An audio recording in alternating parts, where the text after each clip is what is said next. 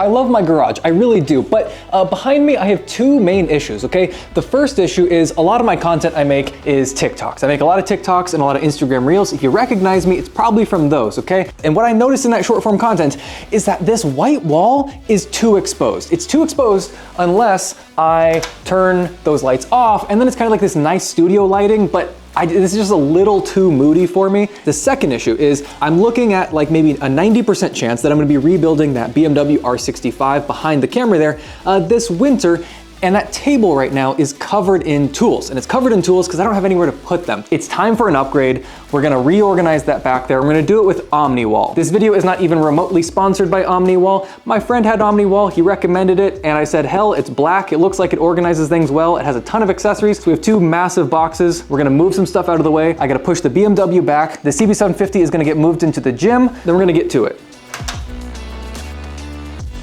Also, in terms of accessories for the new wall, I kind of just bought, like, I looked at what I was currently having on the wall and the stuff on the table and just thought, let's start here. I got a few things. And no, I didn't buy a kit. I didn't have any problems with kits. There was just so much like wasted stuff. I didn't want to buy one single thing that I wasn't going to use. And so there was a lot of stuff I just didn't need out of any one of those kits. So I built my own and the price was right. Google Home. This is the only place I have a Google Home, fun fact. Nothing else in the house is Google Home. I just don't trust them, but it's good for music and good for like asking it simple math questions. So I do have one down here.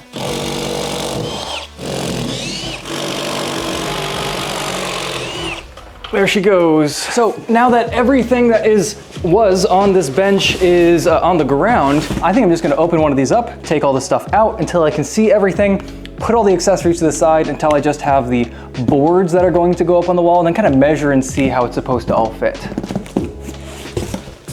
Boxes inside boxes. There's two panels there. I'm gonna put all the accessories back in the other box because I just don't need them right now. Right now, my goal is to figure out how this thing gets all installed. So there's my 5 panels. Beautiful. Then we've got the rails that do most of the heavy lifting of this design, both metaphorically and literally. So these rails are 2 panels wide, so that's why you need like this third. And this is gonna make 5 panels long. 1, 2, 3, 4, 5. We'll do the top. So it's like 2.5. 2 long ones, 1 short one on the top and on the bottom. Don't worry about that though, it comes with the panels.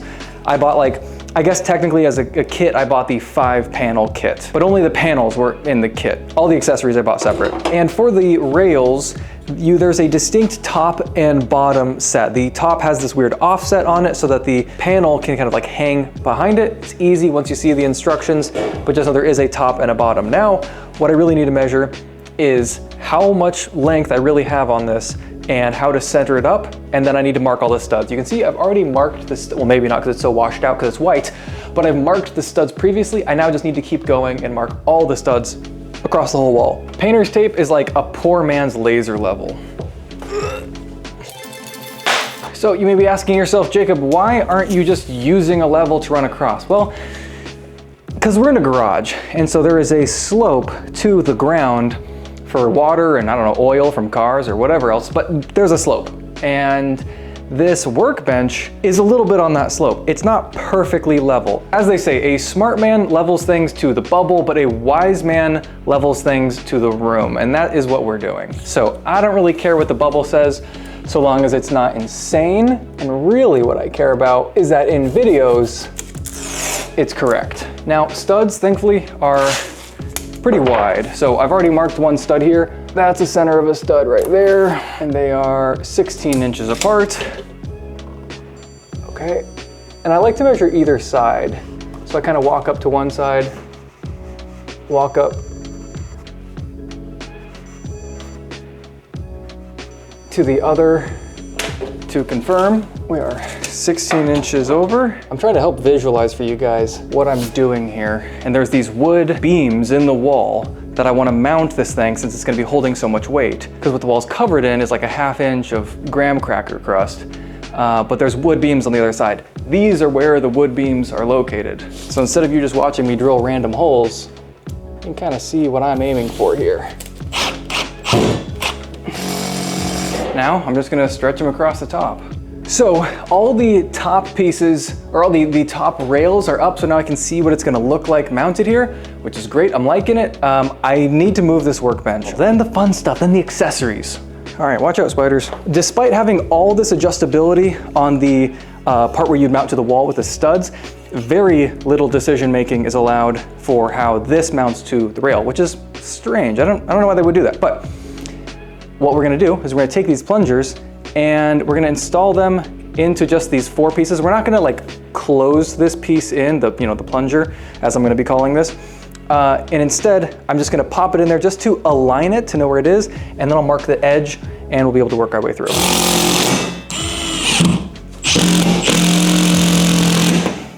There we go, it's nicely sitting on the bottom there. Let's see how this second one mounts up.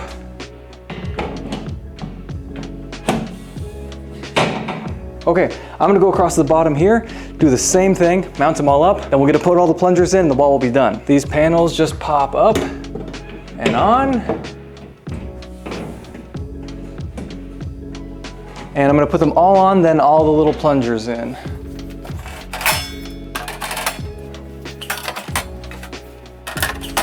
So day 2, the wall is now up on the backdrop here. It's looking great. If I get out of the way, you see how nicely it's aligned. I've got all the accessories now laid out on this table, and I think I've got a rough idea of what I want for how I want to put it up here. Here's what's nice about these little guys though. If I have one of these little shelves and I want to mount it onto the wall, I can just mount it on, and I can move it around and I can play with it. Then once I know actually where I want it to stay, then we've got these plungers that fill into these back holes and then lock it into place so that it's not bouncing around. It doesn't just like slip off on accident. So the way I see it is I'm going to kind of mock up what I want, and it's going to be based off of really a lot of what was up here before. You know, long shelf on the top, flat heads or screwdrivers right behind me, kind of stuff like that, and see how it goes and maybe live with it a day. I don't know, maybe some stuff I'll lock down, but I probably won't lock a lot of it down for probably the next week. And just kind of set everything into it and be a little careful. And once I have tried it out, used it all, and go, okay, this is where I want everything, we'll pop all these in and really lock it into place.